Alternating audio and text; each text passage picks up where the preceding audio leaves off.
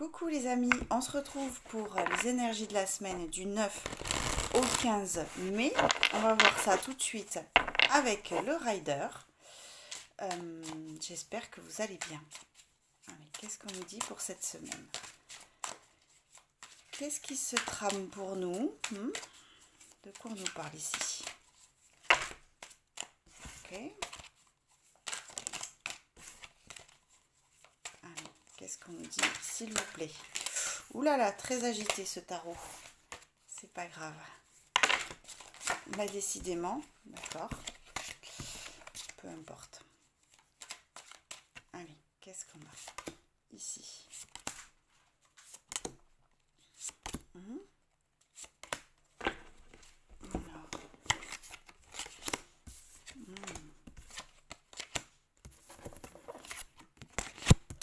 Ok, on a le 2 d'épée, on a le 3 de denier, le 2 de denier aussi, et puis la tour. Ok, d'accord. Avec la tour, on est sur une prise de conscience importante. Quelque chose qui est profond, quelque chose qui est subtil à la fois et profond. Il peut y avoir un événement qui nous amène à cette prise de conscience, mais c'est une prise de conscience assez forte, quelque chose qui vient s'effondrer, peut-être la fin de quelque chose aussi, extérieur comme intérieur, en tout cas à voir, mais c'est ça que j'ai. Entre ce 2 d'épée et ce 2 de denier, ici je sens que effectivement il y a un équilibre qui se pose tranquillement. Ce 2 d'épée, je ne le vois pas comme une dualité compliquée à assumer, mais quelque chose qui est quelque part intégré aussi. On peut avoir un tiraillement, un choix à faire, quelque chose d'assez conséquent dans notre vie, un carrefour de notre vie qui se propose à nous, qui nous demande effectivement de réévaluer notre équilibre intérieur avant qu'il se traduise de manière extérieure. Et en même temps, je sens assez de sérénité dans ces deux. Je ne sais pas comment dire, mais on n'est pas forcément sur une dualité qu'on subit, mais plutôt comme quelque chose qui est intégré. D'accord, peut-être qu'on n'a pas encore toutes les informations pour voir les choses telles qu'elles sont, dans la pleine lumière, mais en tout cas c'est une dualité plutôt accueillie, avec cet équilibre qui est remis en question. Ça oui, ça c'est plutôt le défi effectivement, de se remettre en question par rapport à ce choix, à cette dualité, peu importe. Avec ce 3 de denier, je crois qu'on nous parle, ça peut être plusieurs choses.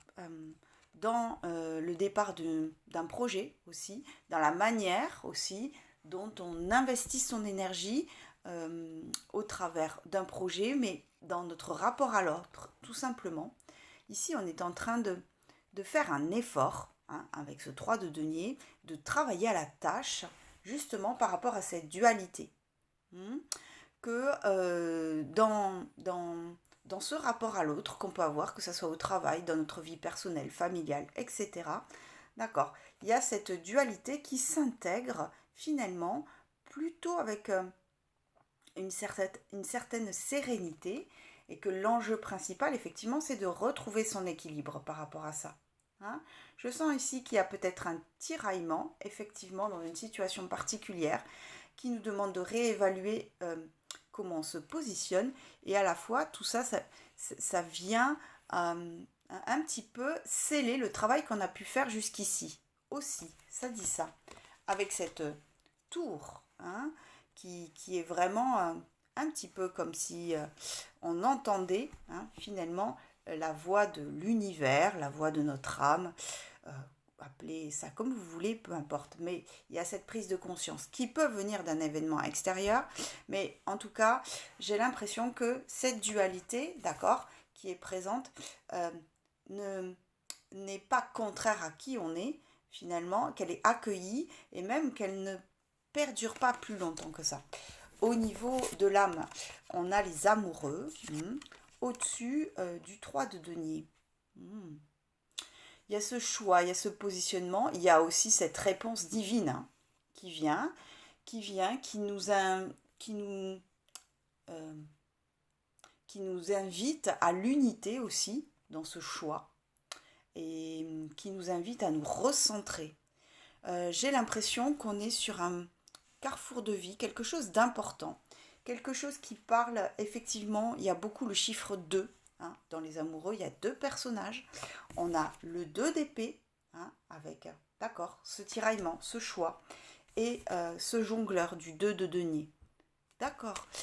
Dans ce choix important qui se propose à nous, on peut nous parler d'une personne particulière qui résonne dans notre cœur, d'un projet de cœur, de rencontrer son masculin, son féminin, d'accord, de s'unifier. Et tout ça, ça représente un travail qu'on fait cette semaine, mais qu'on a déjà entamé. Ok, il y a quelque chose ici qui vient se matérialiser au niveau de la conscience par rapport à ce choix de vie. Et dans la matière, on a ce roi des épées. Ok. Ce roi des épées, qu'est-ce qu'il me dit? J'ai l'impression qu'il y a une certaine maturité. Hein, maturité par rapport à la situation. Il y a quelque chose qui se pose vraiment dans le concret aussi au niveau mental. C'est-à-dire que nos idées sont plus claires.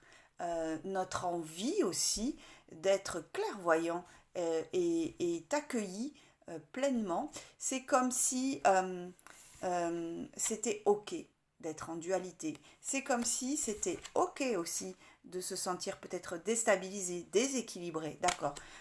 Et que cette prise de conscience est suffisamment importante déjà pour apparaître au niveau des cartes, mais surtout dans la matière, il y a ok, je fais ce choix de vie en conscience. Hein, ce roi d'épée est en conscience par rapport à ce qui lui arrive. D'accord, ok. Intéressant. On va compléter. Ouais, il y a quelque chose ici d'assez fort qui se passe au niveau de l'âme et qui se concrétise dans le corps, notamment au niveau du mental ici.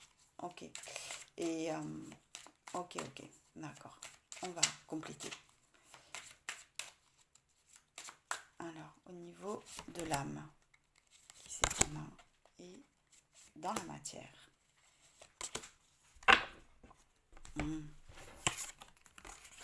Oui.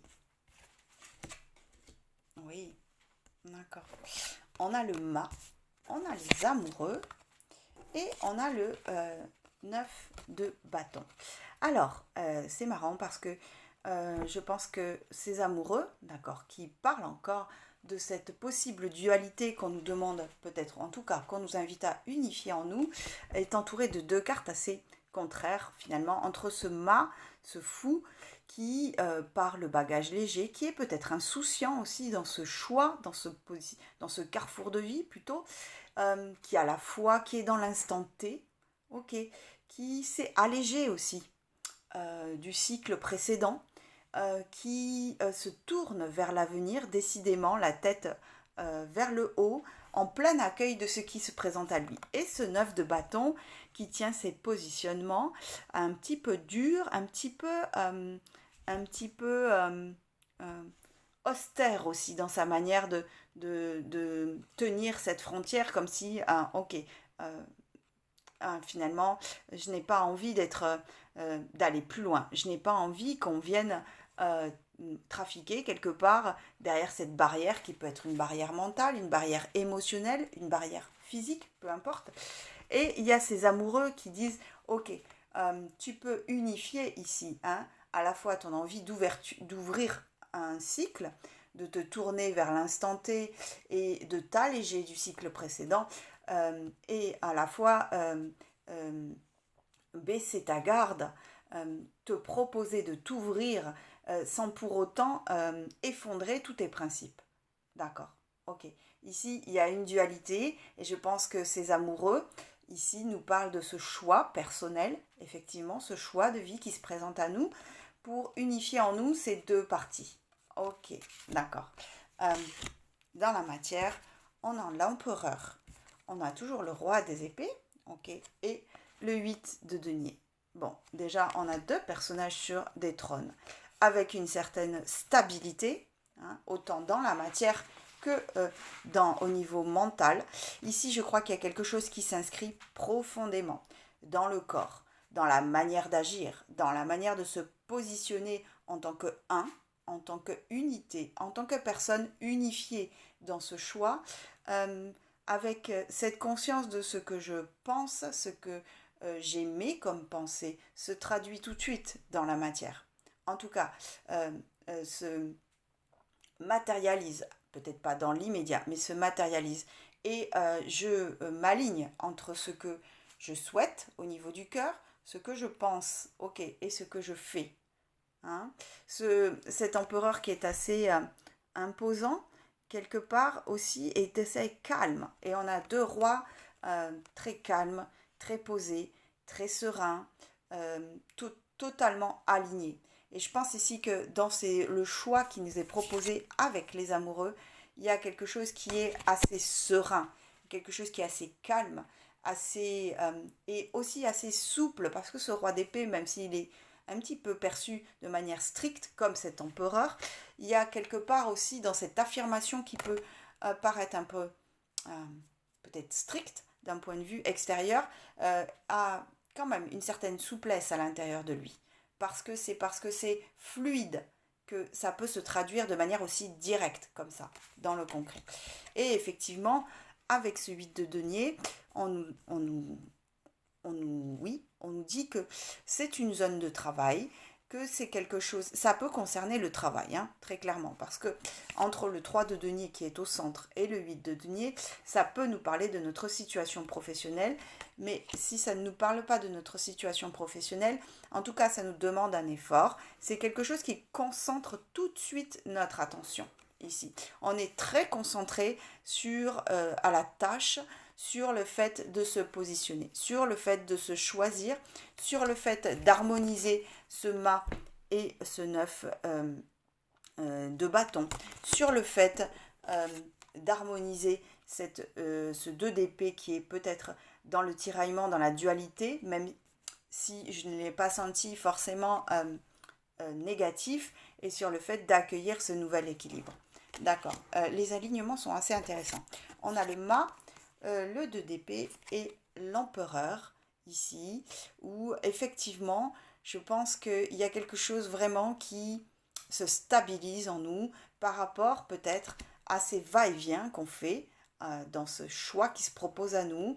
Il y a quelque chose qui se centre au niveau de l'instant présent, qui parle directement de ce qui est au cœur, de ce qui nous fait vibrer, de notre foi en nous, en la vie. Et ça vient se stabiliser dans le concret, dans la matière. Et puis, on a cet autre alignement du 9 de bâton, du 2 de denier et du 9 de denier. Parce que finalement, cette zone de défi, effectivement, elle nous demande de nous rééquilibrer par rapport à ces piliers de vérité qu'on a érigés comme des protections aussi. Ok. Et on est en train peut-être de baisser la garde sur un certain plan, quel qu'il soit, et ça vient jouer sur notre équilibre, et c'est une zone de travail intense.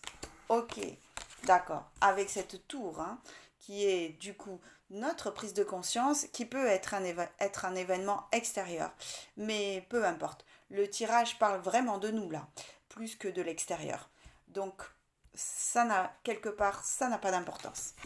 Ok. Ok, j'ai envie de voir, ok, qu'est-ce qu'on peut voir ici? Oui. Quelle est cette dualité? Non, ouais. Je sais pas. Qui c'est qu'on voit? La nature de cette dualité, peut-être. Ce qui est en jeu, voilà. Qu'est-ce qui est en jeu dans ce choix que je fais, dans cette partie de moi que je dois unifier? Voilà. Qu'est-ce qui est en jeu ici directement? On va faire la pyramide. Allez, qui c'est qu'on a ici?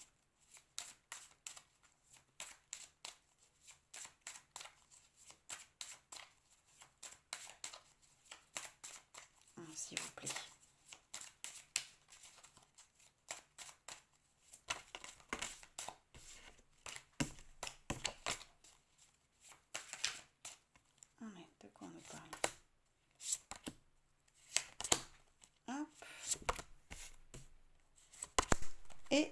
là-haut. Ok. Hmm. Oui, d'accord. Alors, on a eu, à la base, on a eu la prière, on a eu Nadir, on a eu Oméga. Et en dos de deck, on a l'alpha. Ok.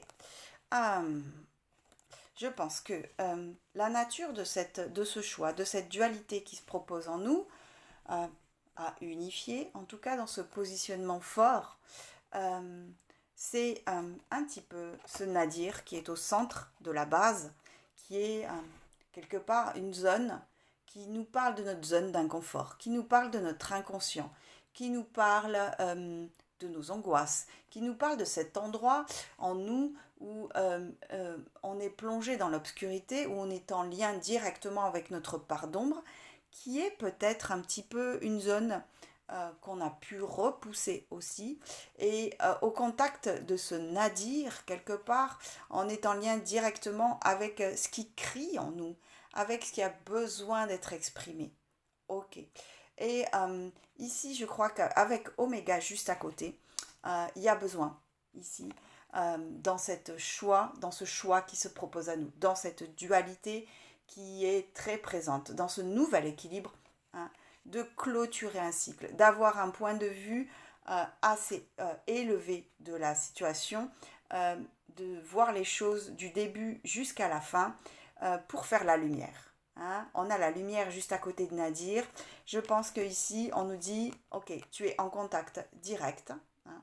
Tu mets la lumière directement sur cette zone instable en toi, sur cette zone qui n'est pas confort en toi, sur cette zone qui parle de tes angoisses, sur cette zone dans laquelle tu es profondément perdu. Ok.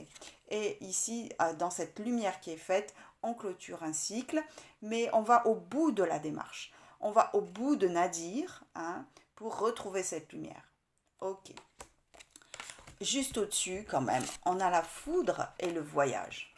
Parce qu'on a cette prise de conscience, très clairement, parce qu'on a cette lumière qui vient nous frapper, qui vient nous déstabiliser, qui vient rompre un certain équilibre qui était peut-être figé. Et ici, on est dans un voyage intérieur qui nous propose de faire la lumière sur ce nadir, qui nous propose de faire la lumière sur ce qui n'a pas été peut-être clôturé ou ce qu'on n'a pas vu dans son entièreté. Ok. Et dans ce voyage, quelque part, il y a des choses qui sont effondrées, il y a des choses qui sont éclairées, et ça nous permet de nous repérer et de souffler un nouveau vent dans notre vie qui nous permet de savoir vers où on se dirige et de diriger un petit peu notre barque ici. Ok. Tout là-haut, on a le pardon.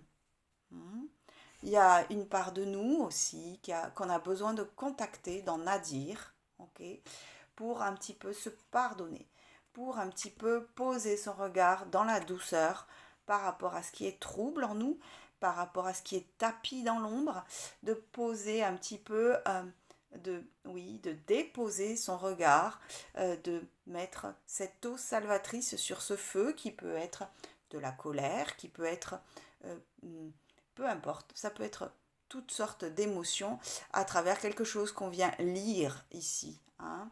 Et cette lecture assez profonde de Nadir nous permet un petit peu de poser un regard final aussi avec Oméga sur ce qui se joue en nous et d'avoir cette attitude assez sereine, assez alignée, assez zen aussi pour se proposer ce pardon intérieur.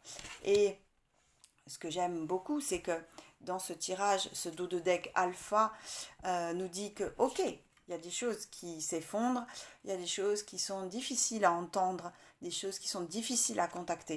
Et en même temps, on est en train de se proposer un nouveau cycle, on est en train de repartir sur un nouvel apprentissage, on est en train d'établir des plans différemment parce que les choses se posent ici, même si c'est douloureux, quelque part, il y a une certaine douceur dans cet accueil. Je le sens comme ça. Et cet alpha hein, nous ouvre la voie. Hein, nous ouvre, c'est comme une ligne de mire. D'accord. Tout ça pour alpha. Ok, pour redémarrer un cycle, pour trouver un nouveau souffle dans notre vie. Ok, superbe. On va aller voir si on veut bien nous parler d'événements concrets qui peuvent se dérouler cette semaine, si ça veut bien, parce que des fois ça ne répond pas, mais peu importe. On va aller voir ça avec l'oracle bleu. On va aller voir un petit peu de quoi on nous parle ici au niveau des événements. Ok. Quels événements viennent avec ces énergies cette semaine?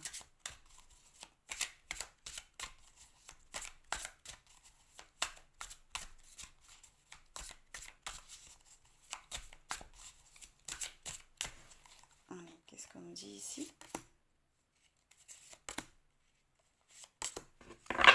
Je vais prendre 3 cartes, on va voir si on complète.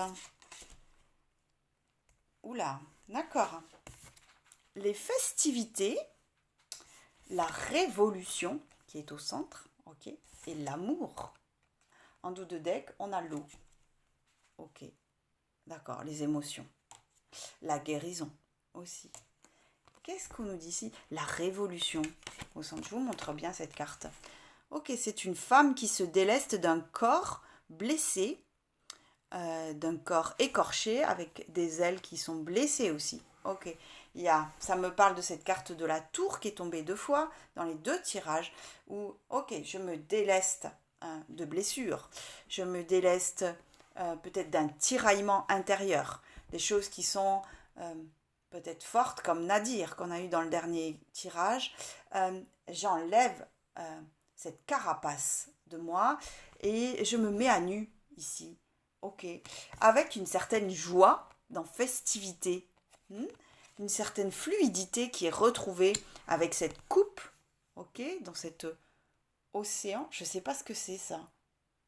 Ah non, ce sont des anges, rien à voir, on est dans les airs ici, avec ces anges qui annoncent ces festivités. Moi je crois qu'il y a beaucoup de joie ici à sortir de Nadir. Il y a beaucoup de joie à sortir de cette dualité. Il y a beaucoup de joie à se choisir dans la carte des amoureux du premier tirage. Et c'est quelque chose qu'on accueille pleinement. Il y a les anges qui sont là aussi. Et il y a cette coupe que l'on tend, qui est notre coupe, qui est notre cœur, qui est notre vibration. Et on retrouve un petit peu cette coupe dans cette révolution. Ça nous amène à l'amour. Ça peut être une rencontre, une personne, nous mettre en connexion avec une personne particulière aussi. Ça peut être l'amour de nous aussi. L'amour, la reconnexion à nous, dans notre masculin et dans notre féminin. En tout cas, il y a vraiment un mouvement ici qui est fort, qui s'inscrit dans le concret, même si on ne nous parle pas forcément d'événements qu'on peut toucher, d'accord, qu'on peut signifier. Mais il y a vraiment ici, je crois vraiment qu'on nous parle, quoique, remarquez, ça peut être une rencontre, ça peut être cette reconnexion à cette personne, mais surtout, il y a cet accueil, cet accueil de cette révolution intérieure qui vient balayer des énergies, peut-être qui nous tenaient chaud avant, qui nous convenaient, mais qui ne nous convient plus. Et on se met à nu ici. Et on se met à nu dans cet amour de nous-mêmes en premier lieu, avant de parler d'une autre personne. Ok, d'accord. En connexion avec les émotions, en connexion avec la guérison, en connexion avec peut-être aussi que cette semaine, on est invité à se connecter à l'eau, à prendre des bains, à aller à la mer, à se ressourcer auprès de l'eau, d'un cours d'eau, peu importe, ça peut être ça aussi, qui nous montre la fluidité, l'impermanence des choses, ok, que la vie coule en nous aussi, ça peut être toutes sortes de choses comme ça, mais en tout cas, il y a vraiment cette notion de je me déleste d'énergie qui ne me porte plus ou qui ne m'apporte pas plus d'informations pour me faire évoluer, pour aller dans ma nudité, et dans l'amour de moi-même et éventuellement me reconnecter à une personne particulière. Ok, d'accord. Et puis, on va se prendre pour terminer cette guidance une petite carte des réponses angéliques que j'affectionne particulièrement. Ok, on va voir de quoi on nous parle ici.